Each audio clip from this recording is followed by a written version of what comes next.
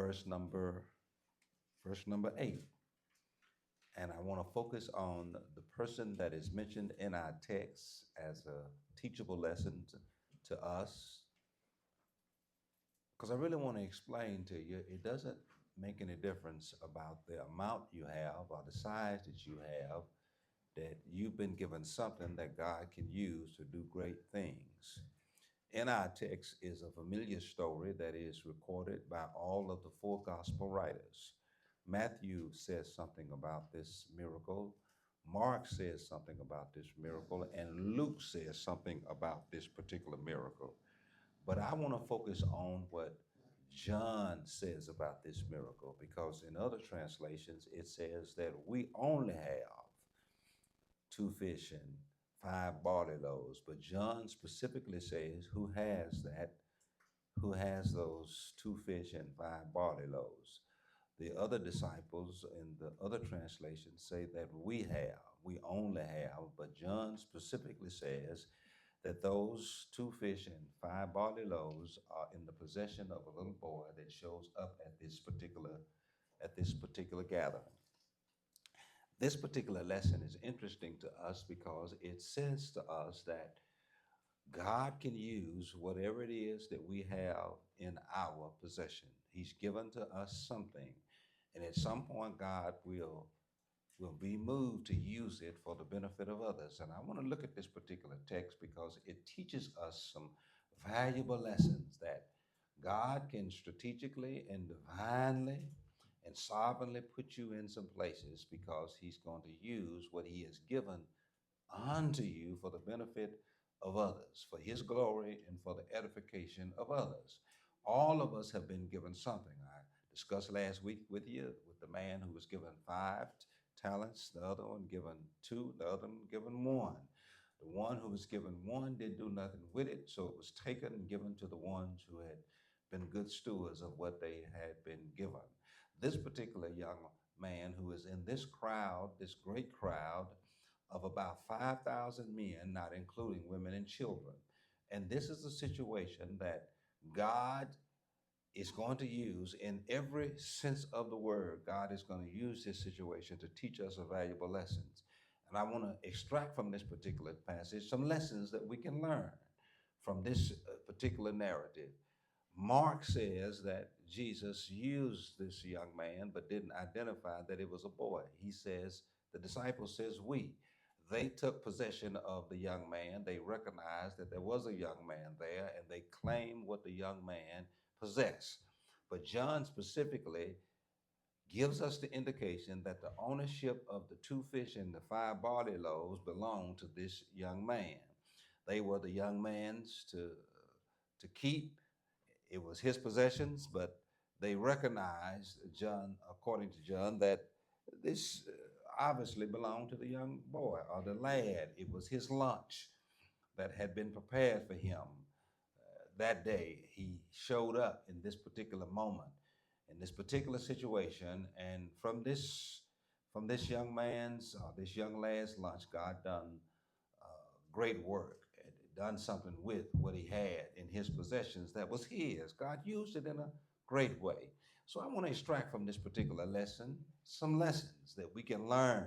And so I want to read the narrative to you, just a couple of verses. I want to start in verse 5 to give us some indication that God can use what we have in our possession to be a blessing to other people if we let Him use it.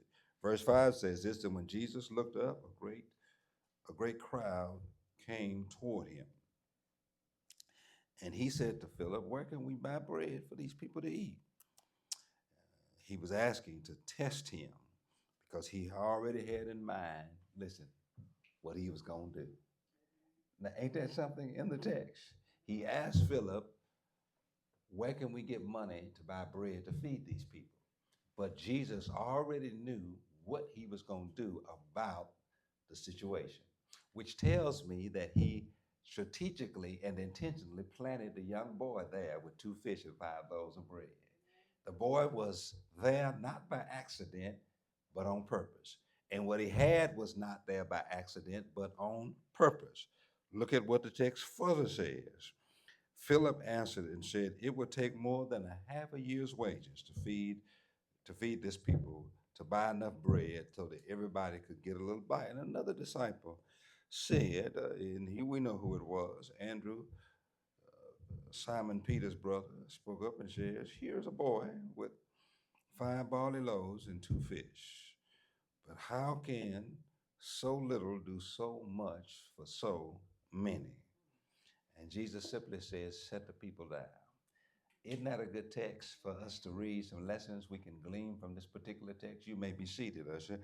I'm trying to explain to you that God can use what you have in your hands that you have possession of in order to do some great things. Let me give you the first point of this sermon since I'm not going to be long. The first point in this sermon is this: God can put you among a large group of people. Even though you may seem small, God can put you in the right crowd. He can put you in that crowd at the right time, and he can put you in that crowd at the right time with the right resources that's going to make a difference. Don't ever look over the fact of where God places you at a particular time, because he has a particular reason for putting you in that place. Jesus says in this particular text, according to John, Jesus knew what he was going to do about the situation, even though he presented the problem to his disciples. And he asked Philip, who was probably the secretary, we knew that Judas was the treasurer. He says, "Do we have enough money to feed all of these people?" What they needed money for was to buy bread. Bread was going to be the substance that Jesus was going to feed to this great multitude, this great crowd. Jesus was saying this to test them. And I really need to explain that to you. God will test you sometimes. He will test your faith to see who you trust in. Do you trust in the resources, or do you trust in him? Do you trust in what you can see, or do you trust in what you can't see? You do know that we walk by faith and not by sight. Sometimes we don't have to see it, but because we believe it, God can make a way. Do I have any witnesses in here? Sometimes don't determine what God can do by what you have in your hands. Don't determine what God can do by what you see or don't see. God is bigger than what you can see and what you can't see. God is bigger than what you have in your hands or what you don't have in your hands. Don't limit God, because limits are placed on you. Because the text says, according to John's gospel, Jesus knew what he was going to do, even though he asked the question, "Do we have enough money to buy bread to feed all of these people?" Jesus said that to test them, to see where their faith was, to see if they were looking at the resources or whether they were looking at him. You do know that having Jesus in your situation makes all the difference in the world. You do know that you can have Jesus and not have money, and he still can make a way out of no way. Do I have any witnesses in here? When you got Jesus, when you don't have enough resources, when you don't have what you need, when you have a lack of, when you are really struggling to make the ends meet, if you put Jesus in the situation, that really is what makes the difference. Do I have any witnesses in here? Because what the young man did have was 5 barley loaves, 2 fish, but also what he had was Jesus in this situation. And Jesus made the difference, because let me tell you, the 2 fish and the 5 barley loaves could not have fed this multitude, but Jesus could. And so I'm trying to explain to you, my brothers and sisters, God might put you in the right situation at the right time with the right resources. Don't ever shun that the fact that God has put you in certain places, even though you might feel small, you might seem small. And listen, what is so little among such a great crowd? That's what the disciples asked. It ain't but 5 barley loaves and 2 fish. What is that? How is you going to make the math work in a situation like that? My brothers and sisters, is what Andrew asked Jesus. How are we going to make this work? It isn't but 5 barley loaves and 2 pieces of fish. How are we going to make that work? Because now, my brothers and sisters, don't look at what you have in your hand, what you can't see, to determine what God can do. Because some of us know that he is a way out of no way. He can do a lot with a little. If you put it in his hands, he is the one that makes the difference. Now, listen, don't sit up in here and act like you've always had what you got. Because some of y'all know you done more with less. Now you got more and you can only do a little. Because God can take the little that you put into his hand. And isn't it interesting, when we didn't have much, we put it in his hands. But now that we got much, we don't put nothing in his hands. We're stingy and we sparingly put things in his hand. Isn't it interesting, when we didn't have much, we trusted him a lot. Now that we got a lot, we trust him a little. You got to know how to have the right perspective. God can put you in the right place at the right time, in the right circumstances, with the right resources in your hand to do something great. So I want to just glean from this particular text the lessons. God can put you in the right place at the right time with the right resources. And it might not seem a lot to you, and it might not seem a lot to others, but in the hands of God, it is a lot. Andrew asked the question, but what is this little in a crowd that needs much? And that was the question that he asked. And let me tell you, sometimes you got to show up with what you got. That's lesson number 2. This young lad had no intention that what he had in his possessions that was his, God was going to use. But sometimes you got to show up with what you got. You just got to show up with what you got. He didn't have a lot, but he showed up with what he had. What did he have when he left home? 5 barley loaves and 2 fish. And that's all that he had. And really, the word loaves is really a deceptive term. Really, all he had was 5 biscuits, or 5 pieces of bread, and 2 fish. He didn't have a loaves, but it was 5 small biscuits, or 5 small crackers is what he had, but at least he showed up with what he had. You got to show up with what you got. It might not look like much. It might not be much. It might not look like it can help anybody else, but show up with what you got. Whatever you have. Don't measure what God can do by what little you have. At least he showed up. Now, let me give you this. This is a third point, and I really don't want to press too hard on this, but I need to bother some of y'all. Listen, if this would have been you at this lunch, first thing you'd have said, what you worry about my lunch for? This young man got noticed because among all of this crowd, he is the only one that the text says that the disciples noticed Andrew had food. They said, we ain't got enough money to buy enough bread to feed all of these people. But guess what? Andrew noticed, here's a boy that's got 5 barley loaves and 2 fish. Now listen, they didn't ask the boy. The text doesn't indicate, they just noticed the boy, that he had what he had. And Jesus literally says, set the people down. They don't know what Jesus is going to do. They do know that they have brought to Jesus' attention there's a boy here, and the boy got something to work with. Boy, if I had time, I'd explain to you. If you just get a Lord something to work with, he can work a miracle. Do I have any witnesses in here? You know, the Bible says that if we have faith the size of a mustard seed, that's at least something to work with. Whatever you have in your possession, whatever God has given to you, give God something to work with. If you give God what you have, even though it might be a little to you, little in the eyes of somebody else, give him whatever you got.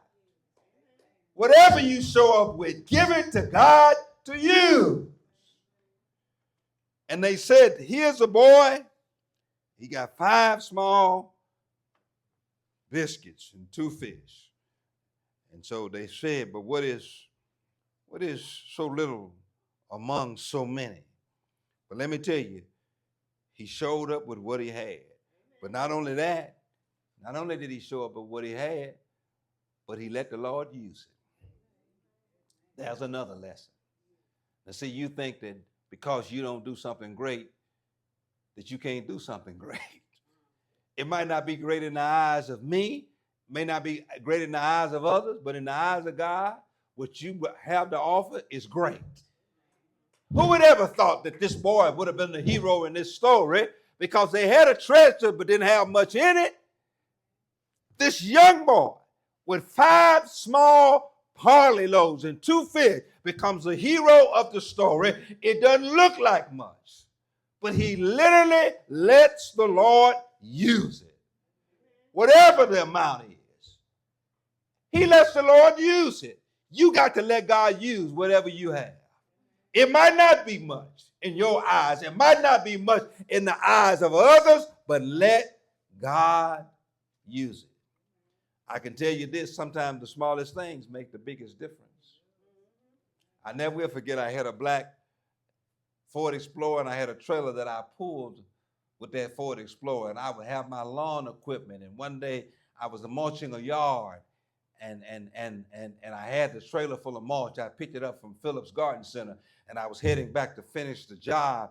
But when I clamped down the hitch on the back of my Ford Explorer, I forgot to put the pin in it. And the pin is a small little bitty instrument, and I forgot to put the pin in there. And I was going down the hill, and the hitch came from off the back of the Explorer and jammed into the back of my back door. And I was wondering why it happened. You know what I discovered? I forgot to put that little small insignificant pin, and that would have made the difference, because that could have held that heavy load. Because the smallest things make the biggest difference. I'm just trying to explain to you that sometimes the smallest things can make the big difference. It's what holds things together. It is what keeps things held together. It is what provides the best protection and the biggest support. Don't ever minimize the smallness of what God has given you and what you have within your possessions and in your means, because it can make the biggest difference. Don't ever underestimate small things, little things, the scarcity of things. But that's what made the biggest difference. Not only did he show up with what he had, not only did he let the Lord use it, but let me tell you, it became a blessing to many. You know, the little you got, God can use it to bless many folk. Dale sits over there and sings, and it might not be a blessing to you, but it's a blessing to a whole lot of folk. You might not shout, you might not respond, but when I posted, hundreds of people listen to him do devotion, because sometimes the smallest things make the biggest difference in the lives of people. Some people, you just use what you got. It might not be what other people have. It might not be as grand and great. It might not be as vocally prepared, rhythmically put together, but whatever you got, give it to it. Offer it to God, and God can use it to be a blessing to other folk. You might not think it's going to make a big difference, but your small gift, small contribution can make a big difference in the life of somebody. Not only did he let the Lord use it, he let the Lord use it to be a blessing to many. We know there were at least 5,000 men, and we think speculatively that each one of those men had a wife and children, so it could have been 25,000 people was fed from 5 barley loaves and 2 fish that a young man made available to Jesus. He put it in the Lord's hand, and it became a blessing to many. So many people don't do anything in the church because they can't do anything big, but sometimes it's the small things that you do make the biggest difference. It's not the big things. It's not the positions. It's not having people call your name. Sometimes the smallest things make the biggest difference. This young man let the Lord use it so it could be a blessing to many. And let me tell you, when he made it available to God and put it in the Lord's hand and it became a blessing to many, guess what? They had some left over. Because not only did they have enough to sustain and to provide, but when the Lord got through using it, he multiplied it even more, that they had some extra. You want some extra in your life? Let the Lord use what you do have. I mean, he turned this 2 fish and 5 barley loaves into enough to feed 25,000. And then when they got through feeding everybody, had some left over. I don't know whether they let the boy take a basket load home, but all I know is that he had more than what he started with because he put it in the Lord's hand. Whatever you got, put it in the Lord's hand. I guarantee you, you have more than what you started with.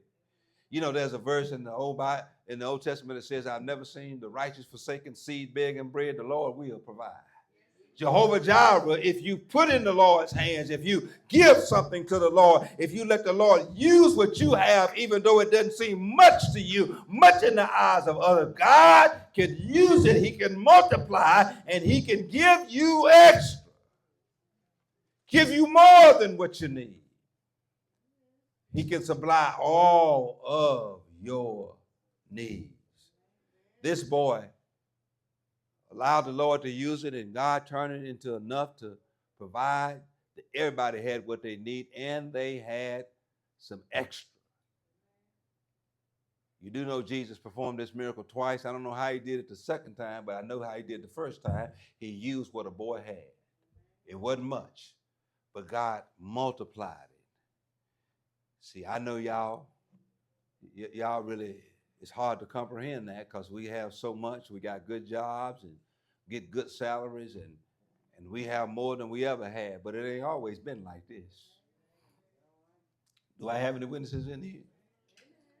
See, some of y'all is too young to remember when minimum wage was 75 cents. Under $1, $2 for minimum wage, but God done blessed us now, and now we getting, some of us on salaries, doing real good. But it ain't always been like this. But let me tell you, God took care of them like he taking care of us. They didn't have as much, had to work harder, but God could take the meager resources of our forefathers, of our grandparents, and do a lot.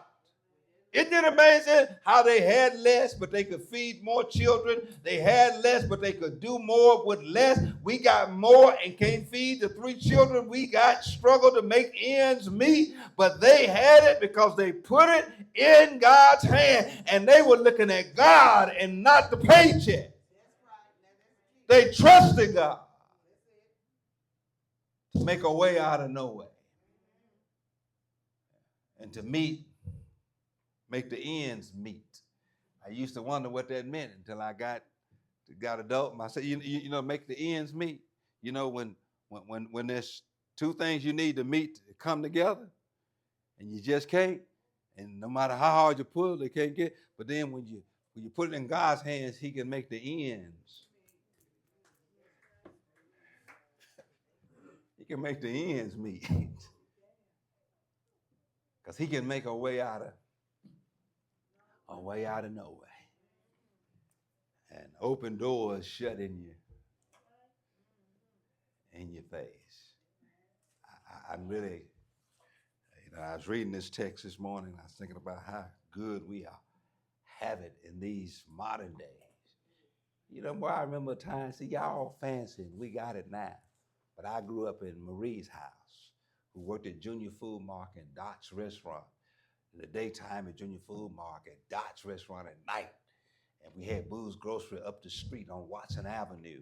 And she let you charge food until payday. You could get your grocery, and she'd put it in a number 2 notebook and write down your bill. Not technology, not a computer. She'd write it in a pencil. And mama, sometimes she only got enough money to pay the bill, but not buy no food. And we'd wonder how we gonna make it, and she couldn't make the ends meet. In other words, she didn't have enough coming in, and she had more going out than she had coming in. But then she had to trust God, and God made a way out of no ways and made the ends meet. I could even go further back than that, because grandmother, she could take a chicken and make chicken and dumplings and make chicken soup, and then we could eat the chicken wings, the chicken thighs, because God was able to make the ends meet. God made a way out of no way. He took the little that we had, and he was able to provide for us. And let me tell you, my brothers and sisters, don't spurn the way our grandfathers and grandmothers and mothers came up, because we are here because they made it. God took care of them, and he took care of us. He made a way then, and he's making a way now. God can take the little that you let be available to him and do a lot. This young lad, 2 fish, 5 loaves of bread is all he had. But listen, let me tell you, God used it to do a great thing. Because God can do that. Now, I'm going to talk to some of you young folk, and I'm going to my seat. See, you think it's your paycheck that's keeping things afloat. But let me tell you, a paycheck without the Lord, just a paycheck. Listen, on this money that I got, there's something written on it. And I know if the money can trust in God, I definitely can trust in God. Because the seal of the United States says, in God we trust. Now, if my money can trust in God, I got to trust in the God who gives me money. You got to keep your trust in God because he will provide. And he will take care of you. Do I have any witnesses in here? Some of y'all can testify that you ain't got a lot, but the Lord been good to you. You worked, paid off your house, paid off your debt. You worked and sent your children through school. And you got a little money in your savings. God's been good to you. And you got what other folk got. Even though they worked harder, got more, but you still got what you got. You didn't work a corporate job and you didn't work on salary. You worked weekly, but the Lord let you pay for your house like he did with the person on salary in the corporate job because God will take care of you. Do I have any witnesses in here? You didn't get any education. You worked in the factory, but God took care of you because God will take care of you. Do I have any witnesses in here? I've got to get some testimonies in here that God will take care of you. He will provide for you. He will meet all of your needs. Do I have any witnesses in here that God will provide your needs? He'll be Jehovah Jireh in a time of need. He will provide for you, and he'll meet every one of your needs. And I'm glad to know that he will. Every head bowed and every eye closed. God will provide for you.